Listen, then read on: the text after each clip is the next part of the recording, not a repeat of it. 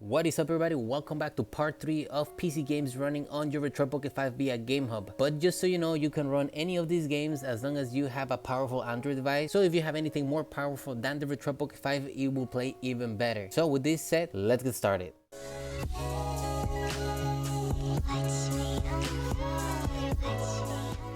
Now before we begin, don't forget to drop a like, subscribe to my channel, really helps me grow and I can keep on bringing content for you guys like this. And with this set, let's jump onto the first game, which as you can see, it's already on the screen, and this is The Evil Within. So before we continue with this game, there's one really important thing that you gotta change first within the game itself, and that is for the options. You have to go to graphics, hardware settings, and at least for the Retroid Pocket 5, you have to change a few things. So a lot of things need to be basically disabled or lowered down. So for example, this game used to look kind of like a movie with the black bars at the top and the bottom. So if you want to disable that, you gotta disable the letterbox. Also, resolution needs to be 960 x 544, otherwise the game is going to struggle. For better FPS, do a frame lock of 60 FPS VSync, and here some of the other settings: anti-aliasing SMAA, shadow quality low, motion blur disabled, SSAO disabled, and reflection disabled. That is all for the in-game settings. So let's launch this game, and after we're done with a little bit of showcase of this game, we're going to go for the actual settings for Gamehub for this game. I've been playing this game for a bit. I'm currently in chapter 11. So between other games and this game, it's been taking a lot of time for me to finish a lot of these PC games on here. I had this game on my PS4 and actually got further on this game on my Retroid Pocket 5 than I did on my PS4. There's one thing that even with all the changes that we did to get this game to run better, that there's going to be a lot of FPS drops, and sometimes it's going to be kind of drastic. It will not dip anything below 15, 16 I believe, but it doesn't really stay at that FPS. Like currently we're going around 32 FPS. Obviously if you're running this game at a higher resolution, it's going to struggle a lot more because this game is not really well optimized and it's already demanding as it is for the Retroid Pocket 5. So of course, if you have a better Android device, you might not have to struggle with that. So you can see in this area we're currently going around 27 FPS, so it definitely does dip here and there. We're currently down to 25, 27, and for some areas like right here it dropped to 23, back to 27. So the FPS fluctuates quite a lot, so that's something you have to keep in mind.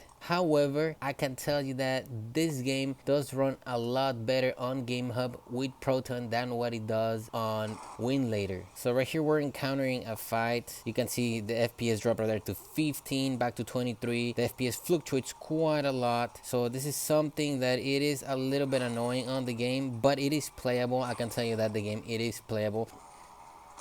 Let's get this zombie here. There we go. There are some areas where you're kind of out like in a village and stuff like that. The game does struggle a lot right there, especially in Winlator. The FPS is a lot better on here, like I mentioned, so you more or less get an idea how the game is going to perform, but for the most part it stays around 30 FPS. But anyways, let's see the settings for this game. Here are the settings for The Evil Within. Game resolution is 960 x 544. Compatibility, you're going to be using Proto 9.0 ARM62-X2. Translation params, really important, really important. It has to be safe and fast. TSO mode is normal, x87 mode is slow, multi-block is disabled, MMAP32 is disabled. GPU driver is turnip version 24.3.2 R2. Audio driver is Pulse. DXVK version is going to be DXVK 2.3.1 async. VKD3D version is going to be VKD3D Proton 2.14.1. The rest right here are going to be default. And controller, make sure you enable the controller Xbox layout and as well as enable the vibration. The next game for today's video is going to be Sleeping Dogs Definitive Edition. This game is a really awesome game. I used to play this back on my PS4 and it has been kind of marked as a GTA in China. The game is basically in Hong Kong and you play as Wei Shen, which you are an undercover cop, and you're kind of basically joining this gang. Honestly, it's been a while, so I haven't fully remembered exactly what this game is about, but I have ran this game on Gamehub and Winlator. Damn, this late doesn't let me go through. Jeez. But Gamehub definitely uses better FPS, especially because we're using Proton to run this game. As you can see right here, we're going around 28, 30 FPS. There was a fight coming up ahead where that guy doesn't have an arm. What the hell is this? Is that an invisible arm? I think it's supposed to be an invisible arm. You guys seeing this? Is this a bug? Okay. So as I was saying, here in the beginning there was a fight that on Winlator it was running pretty choppy and pretty bad. So I have not tested this out here on Gamehub, so this is the first time I'm doing this, and this is still the very beginning of the game. So in the beginning you basically have that police chase or whatever, and you get this part literally right after. So this is the very beginning of the game. If you guys have not played this before, it's not really spoiler. You will literally play this within the first 10 minutes of the game. So let's skip this and let's see how the fight performs on here. Right now we're going at 28 FPS, so drop down to 25. It's teaching us how to fight. So far the FPS seems to be staying consistent. That is actually pretty good. Winlator, this was terrible. The combos are pretty cool. I remember the fights for this game, they were pretty cool. There's a lot of martial arts involved. So now we had to do 4 strikes. 1, 2, 3, 4, and heavy attack. Okay, done. FPS pretty consistent, as you guys can see. Proton really does make a big difference on these games. And you know, this game is open world just like GTA 5, and GTA 5 also runs on Gamehub. I do not have that game on here because it is super big. The game is like 100 something gigabytes, and honestly I don't want to delete anything from here. But here you guys can see how the game is performing. In this fight it was really intense. Or Winlator, I could not get this running correctly. So here you can see Gamehub out of the box. Obviously with the configuration that I'm going to be showing you now, the game runs pretty good. So let's get the settings for this game. So for Sleeping Dogs, the settings are game resolution is 720p, compatibility, you're going to be using Proton 9.0 ARM64X2, translation params, really important. TSO mode is fastest, x87 mode is fast, multi-block is enabled, MMAP32 is disabled. GPU driver Turnip version 25.0.0 revision 5, audio driver is Pulse, the XVK version is 2.1.3 async, VKD3D version is VKD3D 2.12, but I'm sure you can probably use the Proton version if you will want to. CPU translator is Box64 0.28, and the rest is default. For controller, you have to enable the input, use Xbox controller layout, as well as enable vibration.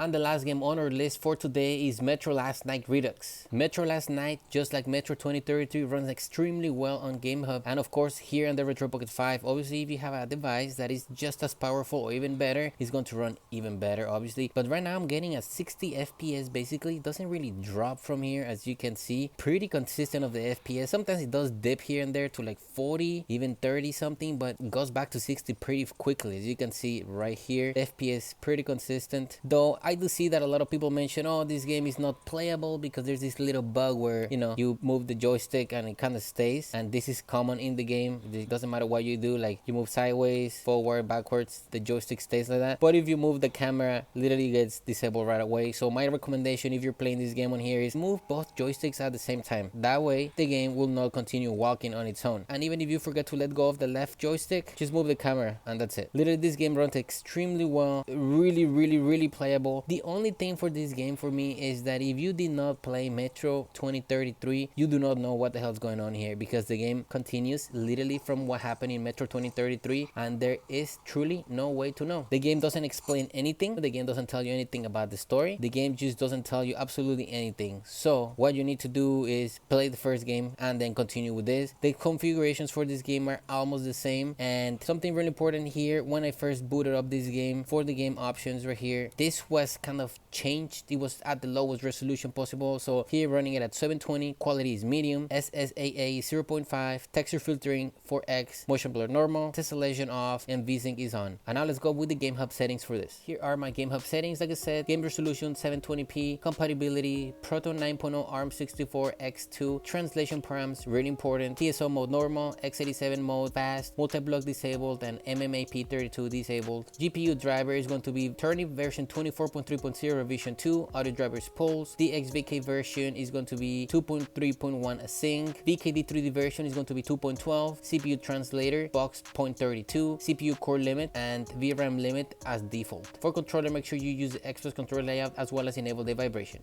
That is all for this video. Thank you guys for watching. Don't forget to drop a like, subscribe to my channel, and I will see you guys next time.